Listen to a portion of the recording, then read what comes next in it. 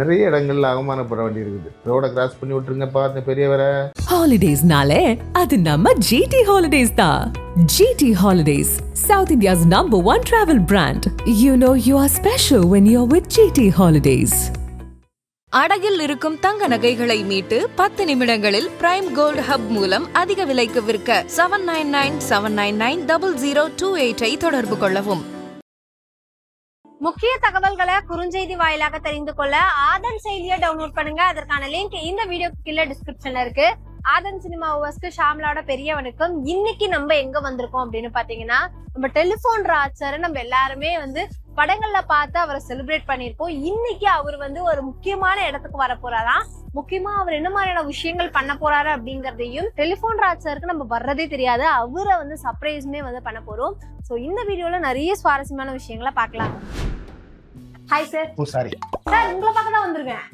என்ன பாக்குவா? ஆமா சார், யாருன்னு தெரியலையா? ஓ நீங்க ஆதான். சொல்லுங்க, எப்படி இருக்கீங்க? நல்லா இருக்கேன் சார், நீங்க எப்படி இருக்கீங்க? நல்லா இருக்கேன், நல்லா இருக்கேன். என்ன விஷயம் வந்தீங்க? இல்ல சார், உங்களை பார்க்க தான் வந்தேன்.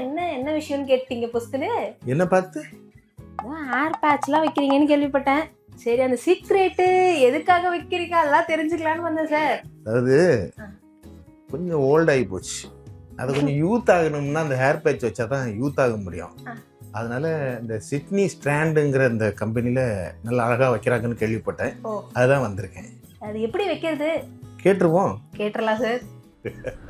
Hello sir. சார் இந்த மாதிரி நீங்க ஹேர் பேட்ச்க்காக வந்திருக்கீங்க அப்படின்னு சொன்னாங்க. ஸோ உங்களோட queries என்ன, அது என்னன்னு நீங்க சொன்னீங்கன்னா அதை நம்ம ஆன்சர் பண்ணிடலாம். உங்களுக்கு என்ன டவுட்ஸ் இருக்கோ அதெல்லாம் நீங்க தயங்காம கேட்கலாம். சார், எனக்கு முடி இருக்கும்போது நான் ரொம்ப அழகா இருந்தேன் சார். என்னை பார்த்து பல பேர் பொறாமப்பட்டிருக்காங்க. சரிங்க சார். அவ்வளவு அழகு. சரி. இப்போ வயசாகும் போது கொஞ்சம் கொஞ்சமா முடி கொட்டி இங்க கொஞ்சம் சொட்டை வந்துருச்சு. சரி.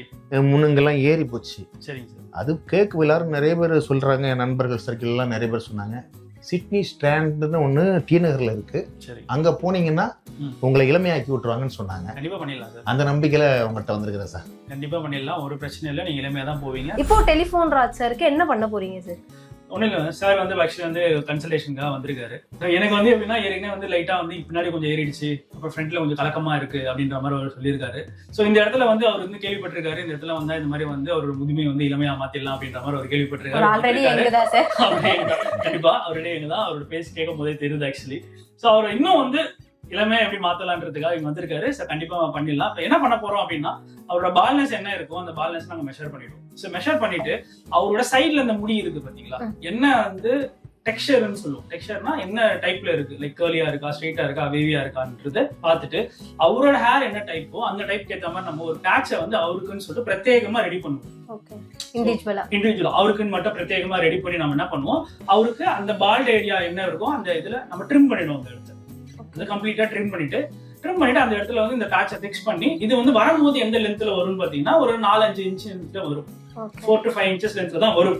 நம்ம வச்சு பொருத்தி அவருக்கு ஏற்ற முகாமைக்கு ஏற்ற மாதிரி நம்ம என்ன பண்ணோம், கட் பண்ணி அவர் இதுக்கு முன்னாடி எப்படி இருந்தாரோ அதுக்கு ஈக்குவலண்டா மோரலஸ் ஒரு 10 வயசுக்கு முன்னாடி எப்படி இருந்தாரோ அதுக்கு ஏற்ற மாதிரி அழகா நம்ம பண்ணி விட்டுறலாம்.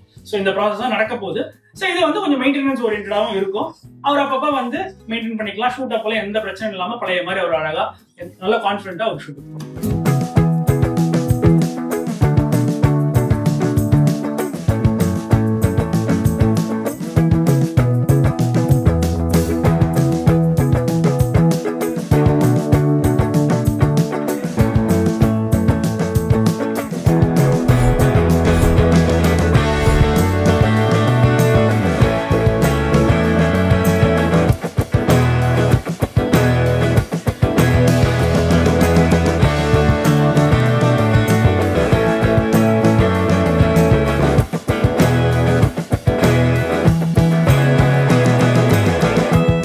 எதுக்காக சார் இந்த கெட்டப்? என்ன நெக்ஸ்ட் என்ன படம், என்ன ப்ராஜெக்ட்? ஹேர் கட் பண்ண ஸ்டார்ட் பண்ண போறோம். இல்ல இது ஆக்சுவலா இது நடமாடும் போது ஏமா இந்த பெரியவரை கொஞ்சம் ரோட்டை கொஞ்சம் கிராஸ் பண்ணி விட்டுருப்பா அப்படிங்கிறாங்க. உங்களை பார்த்தா சார் நீங்க ஏன் சார் ரோட்ல நடந்து போறீங்க?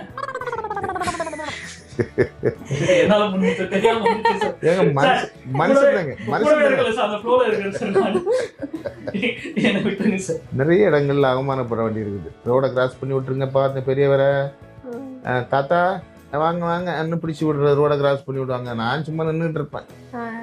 பையன் ஏதாவது பொருள் வாங்கிட்டு இருப்பான், சரிப்பா வரட்டுமே அப்படின்னு நின்றுட்டு இருந்தா என்ன ரோட கிராஸ் பண்ணி விட்டுருவது போயிடுவாங்க. அதனாலயா சார்? அந்த மாதிரி ரொம்ப வயசா தோட்டம் தெரியுது. அதனால இங்க வச்சா நிறைய பேர் பாக்குறேன் நான், ரொம்ப யூத்தா இருக்கிறாங்க. கேட்டா யாரை பார்த்தாலும் சிட்னி ஸ்டாண்டுன்னு அது எங்க இருக்குன்னு கேட்டா நடிகர் திலகம் சிவாஜி கணேசன் ஐயா வீட்டுக்கு நேரம் எதிரானாங்க. நேரம் வந்துட்டேன், ப்ராசஸிங் போயிட்டு இருக்குது. முடிச்ச அப்புறம் எப்படி இருக்குன்னு நமக்கு தெரியும். எல்லாரும் நீங்க எல்லாரும் தான் சாட்சி, பாருங்க எப்படி இருக்குன்னு பார்ப்போம். என்ன ப்ராஜெக்ட்ஸ் பண்ணிட்டு இருக்கீங்க இப்போ? பகத் பாசில் வடிவேல் சார் பண்ற மாரிசன்ங்கிற படம் வர மாதிரி ரிலீஸ் ஆகுது. அப்புறம் லக்கி மேன் ஒரு படம் எடுத்த டைரக்டருடைய படம் ஒன்று பண்ணிட்டு இருக்கேன். இன்னும் 4-5 படம். பிஸியா இருக்கீங்க? பிஸின்னு இல்லை, நடிச்சிட்டு இருக்கேன். ஓவரா இல்லை, நடிச்சிட்டு இருக்கேன். இதுவும் இந்த அவசரத்துக்கு பேர் வர மாட்டேங்குது, ஊர் வர மாட்டேங்குது. சங்க தலைவனா யார் படம் சார்? இல்ல புது ஆர்டிஸ்ட். நம்ம மக்கள் ஜனநாயகன் மாதிரி மக்கள் நாயகன் ஒரு படம், நம்ம கள்ளக்குறிச்சியில ஒரு படம் ஷூட்டு. ஒரு குழந்தையோட, ஒரு பொன் குழந்தையோட அப்பா, அந்த மாதிரி ஒன்று பண்ணிட்டு இருந்தேன். மாதிரி ஏதாவது ஒன்று பண்ணிட்டு இருக்கிறது, சும்மா இருக்கிறது கிடையாது. கேங்கஸ் படம் வந்துச்சு லாஸ்ட் டைம், பாத்தீங்களா சார்? இல்ல நான் பார்க்கல, இது வரைக்கும் பார்க்கல. கேங்கர்ஸ்ல என்னன்னா திடீர்னு ஒரு 12 மணிக்கு போனேன், உடனே கிளம்பி வாங்க அப்படின்ட்டு. அப்புறம் 12 மணிக்கு எதில் கிளம்பி வர்றது? காலையில ஃப்ளைட்டு போட்டு விட்டாங்க. காலையில 12 மணிலேருந்து 12 மணிக்கே குளிக்க ஆரம்பிச்சிட்டேன். காலையில ஃப்ளைட்டு போறது, குளிச்சு லக்கேஜை ரெடி பண்ணிட்டு நேர ஏர்போர்ட்டுக்கு போய் 3 மணிக்கெல்லாம் ஏர்போர்ட்டுக்கு போயிட்டோம். போய் அங்கே தூத்துக்குடியில் இருந்து ஒரு இன்னோவா கார் ரெடியாக இருந்தது. அங்கேருந்து கல்லடைக்குறிச்சிக்கு போச்சுது. கல்லடைக்குறிச்சியில் இறங்கி அங்கே ரூம் போட்டிருந்தாங்க. ரூமில் ஸ்டே பண்ணிவிட்டு அப்புறம் அங்கேருந்து ஷூட்டிங் ஸ்பாட் கூட்டிட்டு போயிட்டாங்க. ஃப்ரெஷ்அப் ஆகிட்டு ஒரு 3 நாள் ஷூட்டு. பாராட்டுதல். சுந்தர்சி சாரோடைய இயக்கத்தில் நான் நடிக்கிற முதல் படம். ரொம்ப பாராட்டினாருன்னா ரொம்ப பாராட்டினாரு. வடிவேலா நஞ்சுனாப்புல என்ன டைரக்டர் ரூமில் ரொம்ப பாராட்டுறாருன்னு. அந்த மாதிரி ஒரு நல்ல படம். அதில் கொஞ்சம் சீன்ஸ் கட் பண்ணிட்டாங்க. அது வழக்கமாக என் எனக்கு கட் ஆகிற மாதிரி அதுலேயும் கொஞ்சம் சீன்ஸ் கட் ஆகிடுச்சு. ஒரு நாளைக்கு டப்பிங் போயிட்டு, அந்த படத்துக்கு டப்பிங் போயிட்டு பேச்சே வரல. சீன் கட் பண்ணோன்னா பேச்சே வரல. சார் இன்னொரு நாள் பேசிக்கலாம் சார். என்னண்ணே ஆச்சு? இல்லை சார் கிளம்புறான்ட்டு வந்துட்டேன். அப்புறமா இன்னொரு நாள் மனசை தைரியப்படுத்திட்டு அப்புறமா போய் பேசினேன். அப்படி நிறைய அது கட் பண்ணுறத அப்பப்போ ரொம்ப வேதனையாக இருக்கும். நம்ம கஷ்டப்பட்டு நடிக்கிறோம், கட் பண்ணும்போது. மாரிசன்ல அப்படி இல்லை. அதுவும் அதே மாதிரி தான். நைட்டு 12 மணிங்க இங்கேருந்து கிளம்பினோம். வடிவேல் அண்ணன் மத்தியானமே சொல்லிட்டாப்புல. மத்தியானம் நான் வேற ஒரு ஷூட்ல இருந்தேன். அவங்க விடவே இல்லை. நைட்டு 10 மணிக்கு தான் விட்டாங்க. 10 மணிக்கு விட்டு திருவேற்காடுக்கு அந்த பக்கம் விட்டு நான் சென்னைக்கு இங்கே வடபழனியில வர்றதுக்கு 11 ஆகிப்போச்சு. அப்புறம் லக்கேஜெல்லாம் ரெடி பண்ணிட்டு 12 மணிக்கு இங்கேருந்து கார் எடுத்தோம். விடிய காத்தால 9 மணி நாகர்கோவிலில் போய் சேர்ந்தது. 12 மணியில் கார் எடுத்து 9 மணிக்கு கார் எடுத்து இருந்து காஸ்டியூம்லாம் குளிச்சுட்டு ஃப்ரெஷ்அப் ஆகிக்கிட்டு அவங்க நடிக்கக்கூடிய காஸ்டியூமை போட்டுட்டு போய் நடிக்க போகிறோம். அன்னைக்கு ஃபுல்லாக எடுத்தாங்க. ஒரே பாராட்டு தான். என்னென்ன வடிவேல் சார் நமக்கு நல்லா சொல்லி கொடுப்பாரு. அவர் இப்படி நடிக்கணும் இப்படி நடிக்கணும்னு. நம்மளும் சேர்ந்து கொஞ்சம் கலந்து இது இப்போ வரப்போகுது, ரிலீஸ் ஆக போகுது. கேங்கஸ் படத்துல வடிவேல் சாரை காமெடியனா பார்த்தோம். இப்போ மறுபடியும் மாரிசன் படத்துல ஒரு கேரக்டரா நடிக்கிறாரு. செம்ம நடிப்பு. நான் லைவாவே பார்த்துட்டு அவர்கிட்ட கேட்டேன், என்னன்னு ரியாக்ஷன் பண்றீங்க, எந்த அசைவும் இல்லை ஃபேஸ்ல, அவ்வளோ ஒரு வலியை கொண்டு வர்றீங்களே எப்படி சிரிச்சுட்டு போயிட்டாரு. அந்த மாதிரி ஒரு பிரமாதமான படம் அது பாருங்க. பகத் பாசில் அவர்களெல்லாம் எனக்கு வடிவேல் சார் இன்ட்ரோடியூஸ் பண்ணி விட்டாரு. என்ன பேசினாரு சார்? ஆனா எப்படி பண்ணிக்கலாமண்ணா, இதுக்கு மீனிங் என்னன்னா தமிழ்ல அப்படின்னு பேசினாரு. ரொம்ப நேரம் பேசிட்டு இருந்தார். ஷூட்டிங்ல ஒரு நாள் ஃபுல்லா தானே இருக்கிறோம். நானு வடிவேல் சாரு பகத் பாசில் 3 பேர் தானே இருக்கிறோம். அதனால வேற என்ன பேசுறேன்னே தெரியாம ஏதாவது பேசுவோம் இல்லையா, இப்படி பேசிக்கலாமா இப்படி நடிச்சுக்கலாமா இந்த டைலாக் போட்டுக்கலாமா, இதுக்கு தமிழ் மீனிங் என்ன, அதெல்லாம் கேட்டு விக்ரம் 2 எப்போ வரும் அதெல்லாம் பத்தி ஏதாவது கேட்டீங்களா சார்? இதை பற்றி விடதான் இதை நம்ம படத்துக்கு என்னத்துக்கு பிறகு அதை பற்றி விடதான் பேசுறது. ஏன்னா அவரெல்லாம் பெரிய ஒரு நடிகர், பெரிய ஒரு அதாவது சில இந்த பகத் பாசில் கூட நடிக்க போறேன்னு சொல்லும் போதே அண்ணா என்னைக்கு போறீங்கன்னு பிக் பாஸ்ல வந்தார்ல சத்யான்னு ஒரு கேரக்டர் பிக் பாஸ்ல, அவரு என்கிட்ட கேட்டுட்டு இருந்தாரு, அண்ணே வந்தா சொல்லுங்கண்ணே என்னைக்கு போறீங்கன்னே சொல்லுங்கண்ணேன்னு. அந்த மாதிரி ஒரு நடிகர் இல்லையா பகத் பாசில், திறமையான நடிகர். வடிவேல் சாரை வந்து காமெடினா பார்த்துட்டு இப்போ குணச்சித்திர வேடத்துல ஹீரோவா பாக்குறதுக்கு எப்படி இருக்கு சார்? நீங்க எவ்வளவு மிஸ் பண்றீங்க சார் ஒரு காமெடினா? இல்ல பொதுவாவே இன்னைக்கு காமெடி ஆர்டிஸ்ட் யாருமே இல்லாம போச்சுது. இவருடைய காமெடிகள் வந்து ரசிக்கிற அளவுக்கு எடுக்கிற இயக்குனர்கள் இல்ல, நல்ல கதை பண்ற டைரக்டருங்களே இல்ல, 1-2 பேர் தான் இருக்காங்க. அதனால இன்னைக்கு இந்த மக்களுக்கு காமெடியே இல்லாம போச்சு. அதோட கதையோடு சேர்ந்த காமெடி தான் வேணுங்கிறாங்க. கதையோடு சேர்ந்த காமெடி எழுதக்கூடிய இயக்குனர்கள் மிக கம்மியானதுனால யாரையோ காமெடின்னு சொல்லி ஏதோ ஒன்று போட்டு மக்கள் ஏதோ ஒன்று ரசிச்சுட்டு இருக்கிறாங்க. ரொம்ப மிஸ் பண்றோம் வடிவேல் சார். இப்போ நீங்க ரீசெண்ட் டைம்ல பாக்கும்போது அவர்கிட்ட இந்த சினிமா இண்டஸ்ட்ரியை பத்தி ஏதாவது பேசுனீங்களா? அதுக்கு அவரோட ரியாக்ஷன் என்னவா இருந்தது சார்? இல்ல நாங்க பொதுவாகவே நாங்க வந்து நிறைய பேசிட்டோம். அதனால இப்பெல்லாம் என்னவோ அதுதான், மற்றபடி வீட்டில் எங்களை பற்றி விசாரிப்பாரு, ஏதாவது பணம் வேணுமான்னு கேட்பாரு, ஏதாவது ஹெல்ப் வேணுமான்னு கேட்பாரு. அந்த மாதிரி அரசியல் சம்பந்தமா சில விஷயங்கள் பேசுவோம், அவ்வளவுதான். மற்றபடி நிறைய பேசிட்டோம்ல, எவ்வளவோ காலமா பேசிட்டு தானே இருக்கிறோம். ஏன்னா அவருக்கு ரொம்ப பிடிக்கும், அவரை எனக்கு சாமி மாதிரி எனக்கு பிடிக்கும். ஒவ்வொரு இன்டர்வியூல சொல்லிடுதானே சார்? ஆமா ஆமா உண்மை. அஜித் சாரோட இந்த குட் பேட் அக்லி படத்துல நீங்க ஏதோ நடிக்கிறதா இருந்தது அப்படின்ற மாதிரிலாம் கேள்விப்பட்டோமே சார். நானா? ஆமா சார். நீங்க இந்த மாதிரி வாழைத்தனம் பண்ணி ஏதாவது ஒரு அந்த ஆதார சினிமால நுழைச்சு விட்டு அப்படியா சார் அப்ரோச் எல்லாம் பண்ணாங்களா? இல்ல அப்படிலாம் அந்த அளவுக்கு எல்லாம் நம்ம பெரிய எல்லாம் கிடையாது.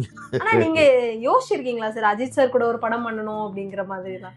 இல்ல நான் யாரு கூட வேணாலும் படம் பண்ணுவேன். அஜித் சார் எனக்கு விரோதியா என்ன, அவர் கூட ஒரு போட்டோ எடுக்க முடியலங்கிற ஒரு சின்ன கோபம் அவர் மேல. அந்த முன்னாடி சொல்லியிருக்கேன் நான்.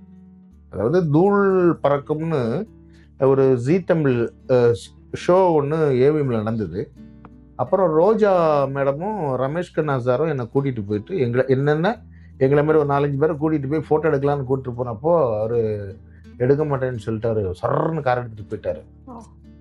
அதனால ஒரு சின்ன வருத்தங்கள் தவிர மற்றபடி எல்லாம் அவருக்கு நமக்கு என்ன இருக்குது. இப்போ சோஷியல் மீடியாஸ்ல நிறைய வராரே சார், போட்டோஸ்லாம் அதிகமா பார்க்க முடியும். ஆமாமா அவர் பப்ளிசிட்டி பண்ணிட்டு இருக்காங்க. நைஸா வார்த்தை கிளறி என்ன கமெண்ட்ல சார் அப்படிலாம் இல்ல சார். நான் அஜித் சார் மாதிரி நம்ம தம்பியும் வந்து பைக் எல்லாம் வாங்கியிருக்காரு, அவரும் பெரிய ரேசர் அப்படிங்கிற மாதிரி எல்லாம் கேள்விப்பட்டோம். அஜித் சாரை பார்த்தா இன்ஸ்பயர் ஆகி. உண்மைதான் அஜித் சார் மாதிரியே பைக் வாங்கணும்னாப்ல. அவர் ரேஞ்சுக்கு அப்பகாரம் பணக்காரன் கிடையாது, அவனே உழைச்சி ஒரு 21 லட்சத்துக்கு ஒரு பைக் வாங்கினாப்ல. அதோடைய எக்ஸ்ட்ரா டூல்ஸ் அது இதெல்லாம் ஒரு 4 லட்சம் 3 லட்சம் தேரும். அந்த ஹெல்மெட்டே 50,000, அதுல ஒரு கேமரா 20,000, அதுக்குன்னு ஒரு ஷூ, அந்த உடம்புல விழுந்து அடிப்படக்கூடாதுன்னு சொல்லிட்டு ஒரு ட்ரெஸ்ஸு அப்படின்னு ஒரு பாக்ஸ் ஒன்று, அந்த மாதிரிலாம் நிறைய செலவு பண்ணி சொந்த உழைப்புல ஒரு பைக்கை வாங்கி ஜாலியா கேட்கும் போதெல்லாம் அஜித் சார் மாதிரி நான் இங்க போறேன் பாப்புல. என்னைக்காவது ஒரு நாள் மீட் பண்ணுடா, என்னைக்காவது ஒரு நாளைக்கு மீட் பண்ணுவேன் பாப்புல. அந்த மாதிரி பையனுக்கு அஜித் சார்னு ரொம்ப பிடிக்கும். அது எங்க எவ்வளவு தூரம் போயிருக்கு சார்? இந்த மாதிரி வண்டியெல்லாம் வாங்கிட்டாரு, இப்ப அடுத்தது என்னென்னலாம் பண்ணிக்கிட்டு இருக்காரு? இதான் அவன் வந்து ஒர்க் பண்றான். ஃபர்ஸ்ட் சொசைட்டி ஜெனரல்னு ஒரு பேங்க்ல ஒர்க் பண்றாப்புல, வேற லவ் வேற பண்ணிட்டு இருக்காப்புல ஒரு பொண்ணை, கல்யாணம் பண்ணிக்க போறான். இந்த ஷெடியூல்லையும் அவன் ஒரே டிராவல் தான் ஒவ்வொரு ஊரா. இப்போ நான் கோவா போயிட்டு வர்றதுக்கு முன்னாடி அவன் கோவால பைக்லயே போயிட்டு வந்துட்டான். சூப்பர். அந்த மாதிரி ஒரு திறமையான பையன். ஏற்கனவே வந்து சினிமான்னா நீங்க தான் அப்படின்னு நினைக்கிறேன் சார். நான் எந்த பக்கம் திரும்பினாலும் டெலிஃபோன் ராஜ் அவர்கள் சினிமாக்காக நிறைய விஷயங்கள் பண்றீங்க சார். நான் வந்து ஃபர்ஸ்ட் வயிற்றுக்கு ஒரு ஆப்ரேஷன் பண்ணீங்க, கண்ணுக்கு ஒரு விஷயம் பண்ணீங்க, பல்லுக்கு ஒரு விஷயம், எல்லாமே வந்து நான் சினிமால இருக்கேன், சினிமாக்காக நான் பண்றேன் அப்படின்ட்டு. இப்போ அதை தொடர்ந்து மறுபடியும் முடிக்காக. எதுக்கு சார் இந்த சினிமா மேல இவ்வளோ பாசம் ஆசை அப்படின்னு? சின்ன வயசுல 6வது படிக்கும்போது கலைஞர் ஐயா முன்னாடி மார்வேஷ போட்டி பண்ணினேன். ரத்த கண்ணீர் எம்ஆர்ஐ அவருடைய வேஷம் பண்ணினேன். அதில் தோத்துட்டேன். சரி சினிமாலேயாவது ஜெயிச்சிருவோம் அப்படின்னு சொல்லிட்டு வந்தேன். ஜெயிக்க முடியல. இப்படியாவது ஜெயிச்சிருவோம், இப்படி ஜெயிச்சிருவோமா, இப்படி ஜெயிச்சிருவோமான்னு ஒவ்வொரு முயற்சிகள் தான்.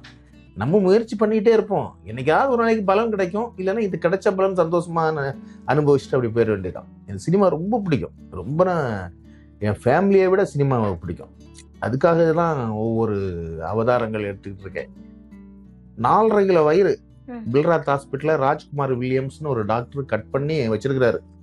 ஆப்ரேஷன் பண்ணிட்டு திடீர்னு கண்ணை முடிச்சு கேட்குறாரு, என்ன சார் கருகருன்னு இருக்கு, ஏங்க அது உங்க வயிறுங்கன்னு. சரி நான் என் வயிறுலாம் நல்லா கலரா இருக்குமா சார், என்ன கருப்பா இருக்குதுன்னு. கட் பண்ணி வச்சு ரொம்ப நேரம் ஆச்சுங்க அப்படின்னாரு. அந்த மாதிரி எடுத்தேன். இந்த பல்லு விஜய் சேதுபதி கூட ஒரு படம் பண்ணும்போது விஜய் சேதுபதியும் சூரியும் அப்படி வாய் உள்ள எட்டி பார்ப்பாங்க. பார்க்கும்போது பல்லு கரை, 2 பல்லு சொத்த, இங்க கொஞ்சம் கருப்பு இப்படிலாம் இருந்தோன்னா கொஞ்சம் அட்ஜஸ்ட் பண்ணிக்காங்கன்னு அவங்ககிட்ட சொன்னேன். அப்படியே வந்து நம்ம ட்ரஸ்ட்புரத்தில் கலா டெண்டல்கர்னு ஒரு ஹாஸ்பிட்டல் இருக்கு, டாக்டர்கிட்ட சொன்னேன். உடனே அவங்க வந்து கவலைப்படாதீங்க, பணத்தை பற்றி நான் பார்த்துக்கிறேன் அப்படின்னு சொல்லி மொத்த பல்லையும் எனக்கு வந்து மாற்றிங்கிறங்க. என்ன அழகு பாருங்க, இப்படி மாத்துறாங்க. இதுக்கு கீழே அப்படி குண்டா எப்போ பார்த்தாலும் என்ன ஃபுல் சரக்கா அப்படிங்கிற அளவுக்கு என்னை இது பண்ண ஆரம்பிச்சிட்டாங்க. அகர்வால் ஹாஸ்பிட்டலில் போய் 1.25 லட்ச ரூபா கொடுத்து என் பொண்ணு செலவு பண்ணி அந்த இதை மாற்றினேன், அதை எடுத்தேன். இப்போது நம்ம சிட்னி ஸ்டாண்டு என்ன பண்ணாங்க, உங்களை இன்னும் அழகாக்குறேன், இளமையாக்குறேன் அப்படின்னு சொல்லிட்டு இந்த தலைமுடியை வச்சு அவங்க பண்ணுறாங்க. இப்படி ஒன்றும் பண்ணி நம்ம அப்படியாவது சினிமாவில் ஜெயிப்போம்னு ஏதாவது ஒன்று பண்ணலாமே, அப்போ ஏதாவது ஒன்று பண்ணலாமேங்கிறது.